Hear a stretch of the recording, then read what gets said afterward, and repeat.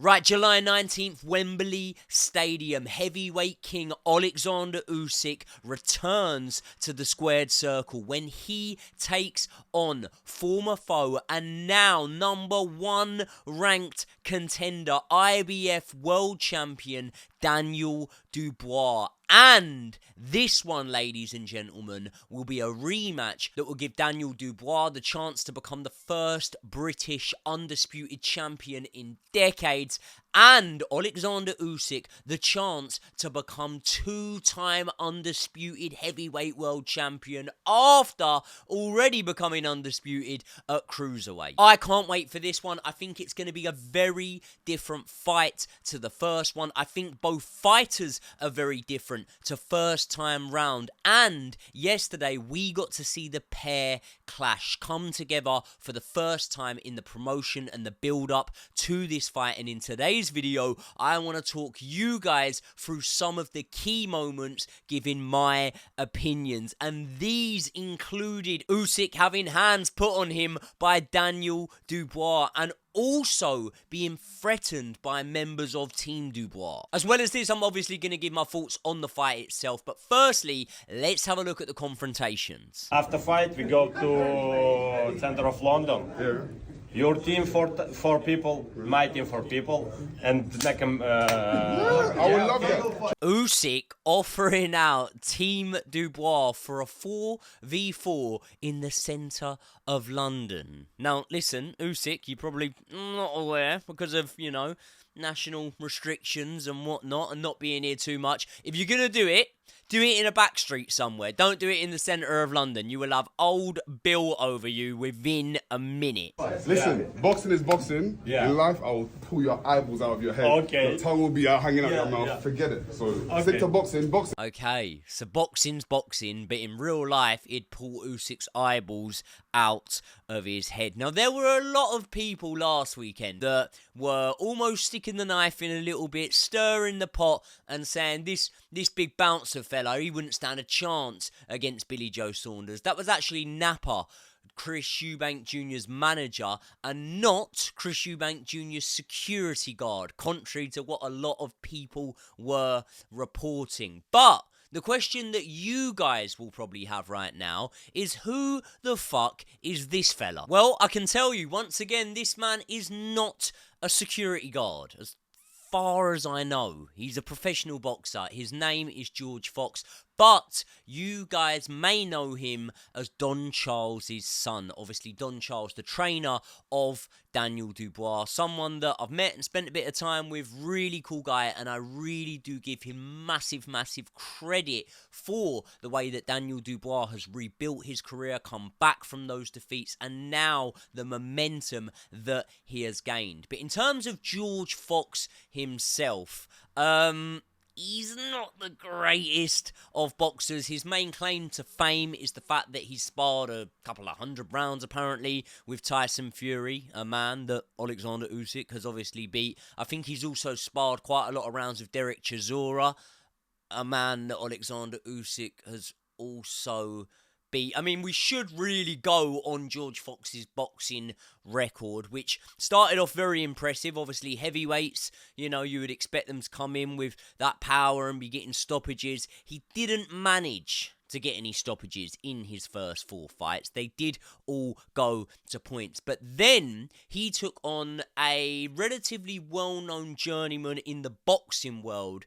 Kamil Sokolowski. I always say his name wrong. I've probably butchered that one. Sokolowski is very well known for always being overmatched, pretty much always losing, but the odd upset here and there, if you want to call it an upset. He did knock out Nick Webb, I believe it was, and he comes to give it a go. He does definitely come to give it a go. However, Kamil Sokolowski has lost, domestically at least, to the likes of Fraser Clark, Solomon Dakers, David Adelai, Cash Ali, Nathan Gorman twice, Gary Cornish twice, as well as Tom Little, and as well as that, a few known better heavyweights like the likes of Dillian White, David Price, Martin McCauley. So Sokolowski's not a world beater, is what I'm saying, and this guy just lost to him. So in reality, he has no leg to stand on talking to Oleksandr Usyk like that. But you might say, well, He's not talking about boxing. He's talking about a street fight.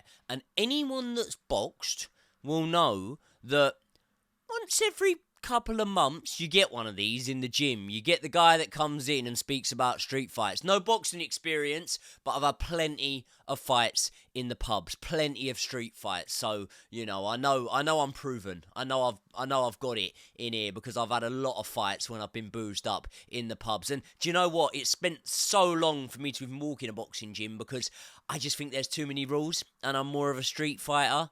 And immediately those sort of guys get laughed at the gym pretty quickly, don't they? But as much as I banter him, I do think that he had some valid points that he raised, and we should probably get into watching that interaction. I want to ask you a question from the bottom of your heart.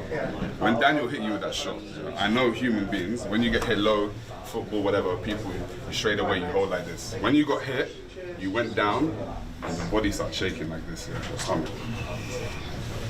And the referee looked at you, you didn't say low, you didn't complain, you sat there and you froze because you were hurt. Why have you not been honest? I want to know. Yeah.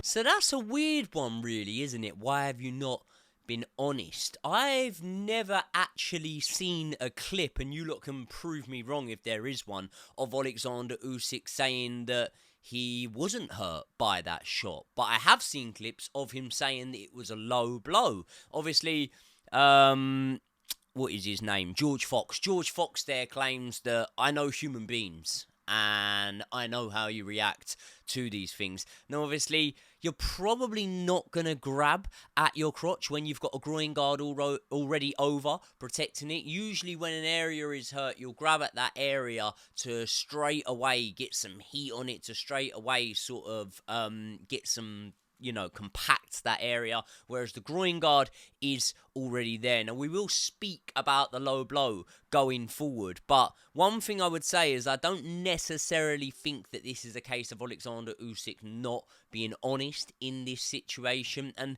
you've got to remember, man, that fight's a long time ago now. It's your opinion. It's not opinion, I'm asking your opinion. Bro, listen, this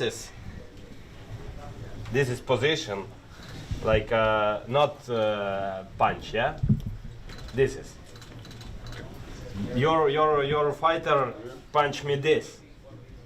But your reaction. Stop. Your reaction. Yeah, reaction. Listen, you doctor. You see Shakur, you see Floyd, we know all the My time. friend, They may I ask they you one stab- question? If you They wanna, stab the belt always. Shakur and Floyd, these two are heavyweights. That's completely different. But go on, we'll let this carry on. Start now. Yeah. Let's play. Yeah. Listen. We're always ready to play. Listen. Trust me. This clean? Bro, I've seen so many clips. this is clean? I've seen so many clips. I've watched boxing my whole life. If this shot here, let me explain. So Oleksandr Usyk showing George Fox a clip of the low blow. I've watched boxing my whole Did you life. ever get hit in the Of course, box? that's why I'm saying, because I fight. I've done That's hard 250 in the rounds box. with Fury, I fought people. So my question to you, I've watched boxing my whole life. We get it, you've watched boxing your whole life. You've just said it 4 times. You know you were hurt, because I heard what you said. You know. It's And your that's it. opinion. No. It's your opinion. No, it's my opinion. Yeah. It's your reality. Okay, so Usyk knows he was hurt. Okay. I would argue that Daniel Dubois was hurt against Kevin Lerena. Would you not?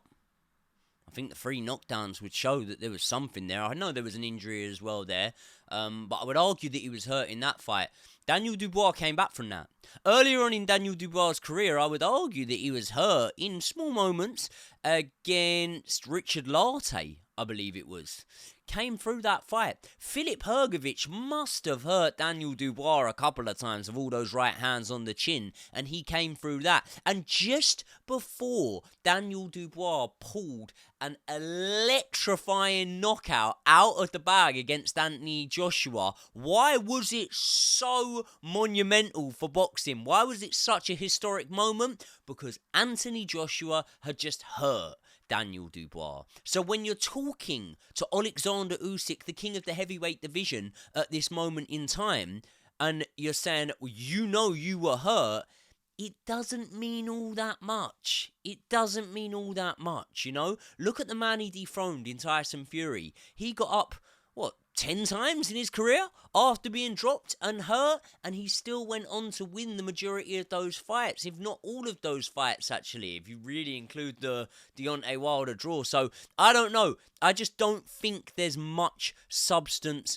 behind this one. To me, I kind of feel like, in reality, this is like, I don't know, the manager of Grimsby Town meeting Sir Alex Ferguson and saying, do you know what? You might have been the best manager of your era. You might have dominated football in England for the best part of 20 years or whatever, and you might have won way more Premier League titles than Arsene Wenger, but you never had an unbeaten season, did you?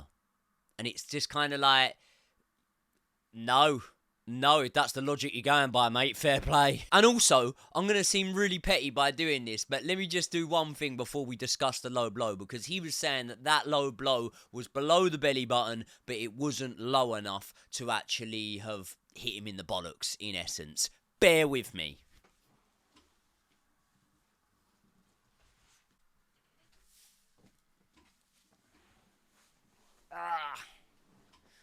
Right, this, my friends, is a groin guard. I don't know if it's the exact same type of groin guard that Oleksandr Usyk would have been wearing, but let me tell you, these parts of the groin guard, as you can see from the inside here, right? Let me move the laces. This bit of the groin guard is what's referred to as the cup. That is where your privates go, basically, right? Now, if something hits you on the groin guard here, that cup will rise into your private section. So what I'm saying is, if someone like Daniel Dubois does hit you, even on the upper parts of this groin guard, that cup's still gonna move up, and obviously could result in that impacting your private parts. And therefore, that's why a referee does count that as a low blow. I'll speak about the low blow in a little bit more detail in a minute. Let's have a look at the interaction with Daniel Dubois and Oleksandr Usyk on the pitch.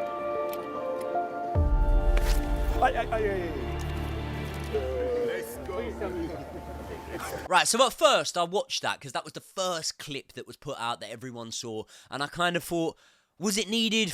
Was it necessary? You know, was it contrived? Was it something that Daniel Dubois had already thought in his mind he was going to do? It looked like he had the thought in his head for a little while and it lingered and then he did it and whatnot. And I like Daniel Dubois. I think he shows a million times more character nowadays than he used to show. But at the same time, I kind of felt it was a little bit cringy. However, today I've seen this footage.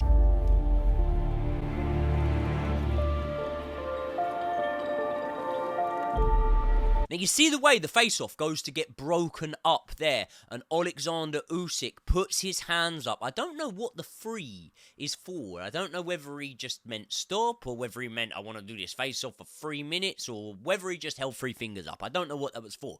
But what Oleksandr Usyk is doing there, whether he's consciously doing it or subconsciously doing it, is asserting a bit of dominance on not only the media, not only the people controlling the event, but most importantly, on Daniel Dubois. And I believe that contextually that changes this shove and this push completely, because what I then believe has happened is Daniel Dubois summed it up in his head and gone, hold on, don't tell me what I need to be doing and where I need to be stood and how long I need to be stood there for, almost in a way that his fellow Ukrainians, the Klitschkos, used to control their opponents, and not only control them in the fights through their boxing skill, but in the build-up and in the events around that fights and their media obligations and things like that. And I think that then Daniel Dubois thought, no, you do not call the shots here. You don't tell me how long I need to stand and do this face-off for, in the blazing sun, in a suit, by the way,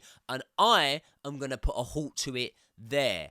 Interestingly, You see the way Usyk plants his right foot forward. That's a boxing stance, and that is ready to throw hands. So as much as Usyk might have a almost loving demeanor at times, I think he's a very hard guy to find unlikable. Usyk's game as they come, believe me. When he was speaking about that 4v4, he wasn't joking. And when Daniel Dubois pushed him there, he was ready to throw hands if necessary. Now, obviously, I'm going to cover this fight in way more detail as it grows closer, but my initial gut instinct feeling on this fight is obviously an Oleksandr Usyk win. I love Daniel Dubois. I was really fortunate to spend some time with him out in Saudi. He's a really cool guy, very funny in real life. We had a right laugh with Daniel Dubois out in Saudi, and I think that it is only right that he gets this rematch. But what I do want to make very clear is Dubois is not getting this rematch out of controversy around that low blow. Was the punch low? Now, in my opinion, right? In my opinion, if I hit someone with that shot, being biased towards myself, I'd say it weren't low. It weren't low. I'd say the groin guard's pretty high. It hits it on the top of the groin guard. It's not a low blow. I've seen so much worse. But then I've also showed you lot how that you can hit the top of the groin guard and actually the lower parts that it's covering can be affected. And therefore, Usyk could have been hurt down there. Regardless, right? Usyk is a thinking fighter. He's a clever fighter. He doesn't box with emotion. Usyk lets himself stay composed and focused on the job at hand. And because of that, I think that as soon as he saw that the ref was administering it as a low blow rather than giving a count, he took as much time as he needed to take the sting out of the situation. Maybe not necessarily to recover himself, but almost to let Daniel Dubois' sense of coming on top and ambition deflate before they continued to box on. Taking the sting out of the situation is exactly what I think Oleksandr Usyk did there. And I am not ready to sit here and go, do you know what?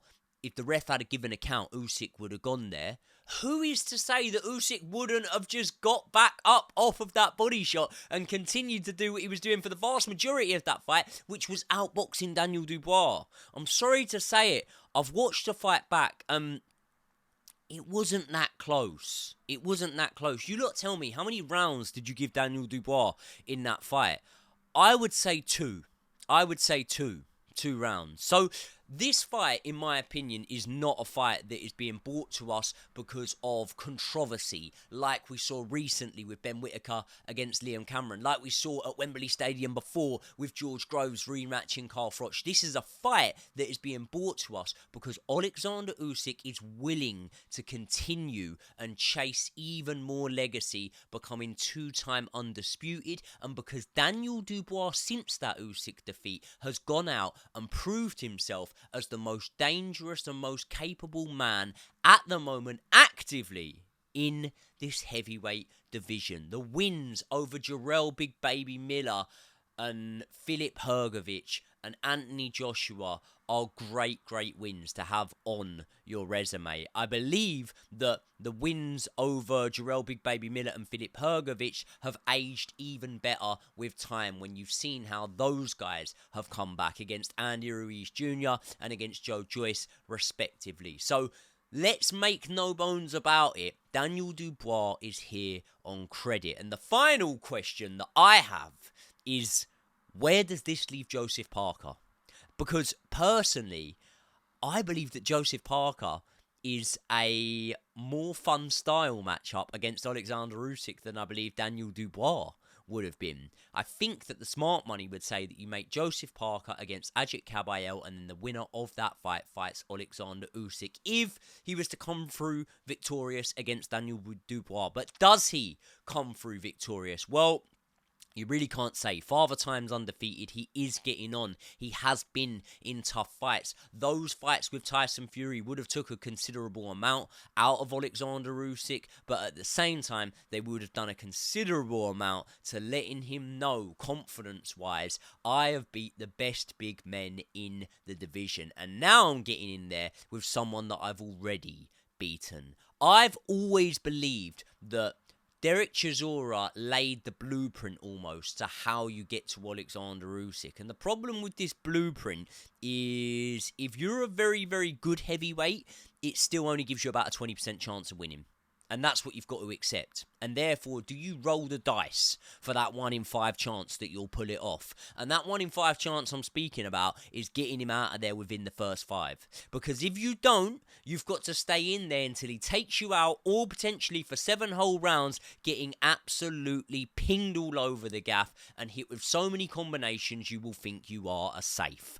Oleksandr Usyk will take over this fight if it goes past the first 5 rounds. But the first 5 rounds is where Daniel Dubois needs to empty the tank on Oleksandr Usyk, because I don't believe that Daniel Dubois beats him over a 12-round decision. And as much as Tyson Fury ran Usyk close a couple of times, both times, in my opinion, deserved to lose the fight, as much as he ran him close trying to do that, I still believe that Tyson Fury being more aggressive in those early rounds would have been his best chance of beating Oleksandr Usyk. It also would have been his best chance of getting knocked out in those fights. So that is the catch-22 and the ultimatum that each fighter now that gets in with Oleksandr Usyk has to make before the end of their career.